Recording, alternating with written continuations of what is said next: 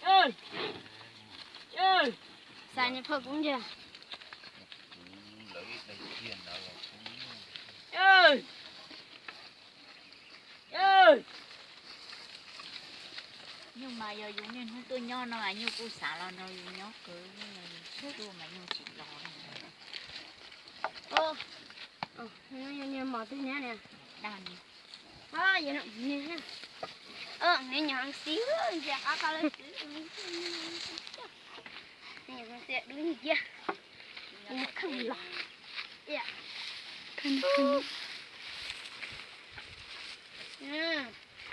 Nếu chẳng lo chiếu ta cả.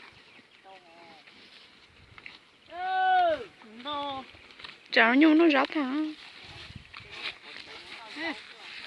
Ôi, nó có một tuổi đấy chưa?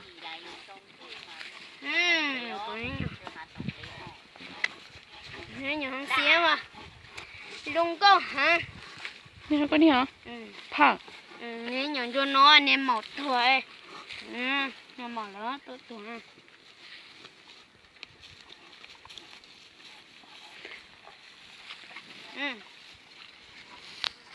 Cứ cái này nó tạo. nó như cầu lượng nha lọt đúa xí cầu cầu lượng nha tài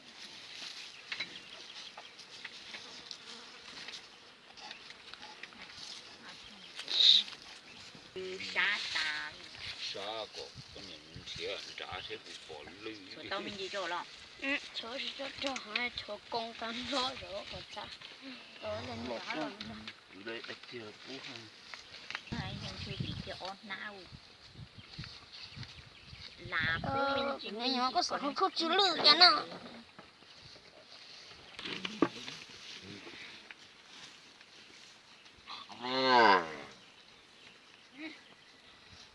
gió trời chi tụt thời lòi gió môi nè phải đúng ngoài chúa lâu tụt To.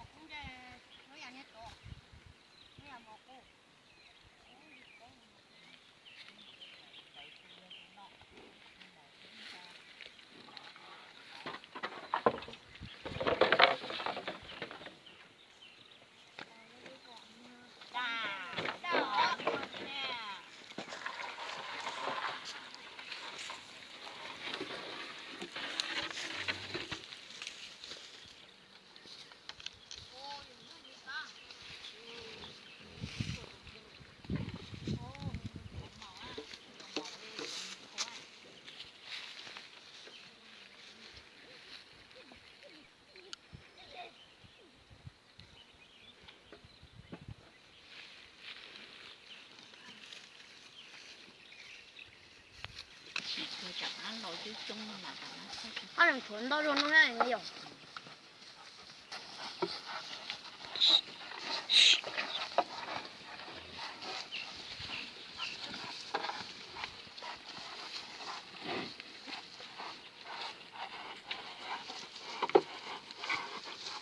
Gió đi qua bộ cổ rồi